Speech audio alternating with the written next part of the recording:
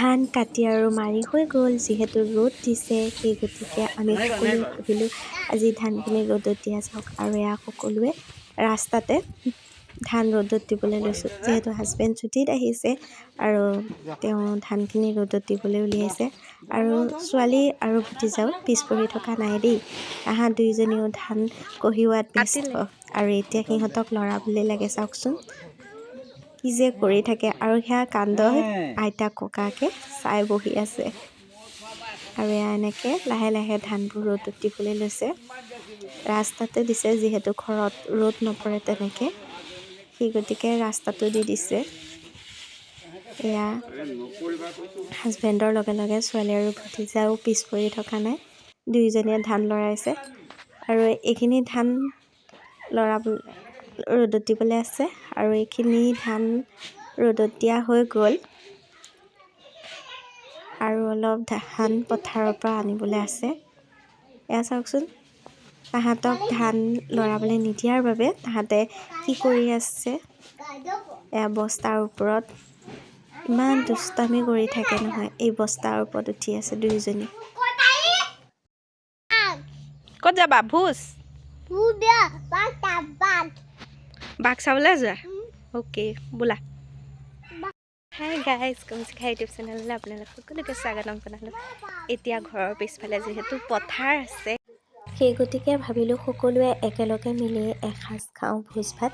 আৰু ঠাণ্ডাৰ দিনত এনেদৰে পথাৰত গৈ খাই ভাল লাগে। আৰু আপোনালোকে এনেকুৱা পৰিৱেশ ভাল পায়নে? মই কিন্তু বহুত ভাল পাওঁ দেই।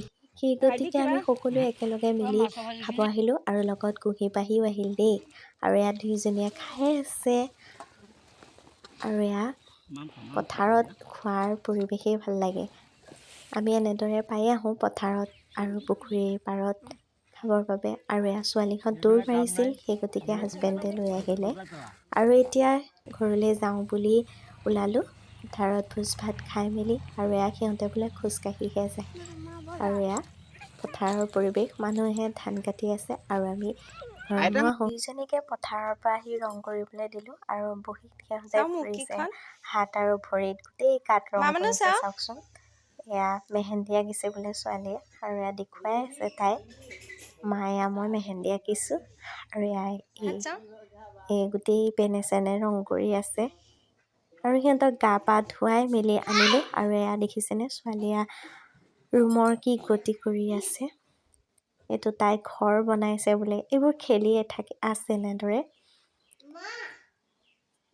আৰু শেষত তাহাঁতক শুৱাই দিওঁ বুলি ল'লোঁ। শেষত শুৱাৰ পৰা উঠাৰ পিছত মনটো ভাল লাগক বুলি ৰং কৰিবলৈ দিলোঁ। আৰু এয়া ৰং কৰি আছে। বাহিৰলৈ ওলাই যদিও তথাপিও মনটো বহক বুলি ৰং কৰিব দিওঁ হাতখন পোন হ'বৰ বাবে। আৰু এয়া ভালদৰে নাজানে তথাপিও কৰিব চেষ্টা কৰে বাৰু। পঢ়াৰ পৰা উঠাৰ পিছত মই ডিম বইল কৰিছিলোঁ, সেই গতিকে তাইক গুচাবলৈ লাগে। আৰু এটা এটাকৈ এনেদৰে ধুনীয়াকৈ ডিমবোৰ বইল কৰা ডিমবোৰ গুচাই আছে। আৰু এয়া চাওকচোন মাটিত লৈ কেনেদৰে গুচাই আছে। তথাপিও গুচাব দিছিলোঁ আগ্ৰহ কৰে যেতিয়া।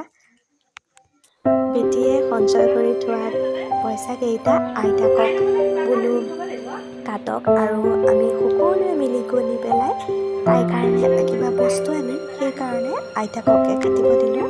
যদি ভাল লাগে ভিডিঅ'টো চাই তেনেহ'লে লাইক কমেণ্ট ছাবস্ক্ৰাইব কৰিবলৈ নাপাহৰিব।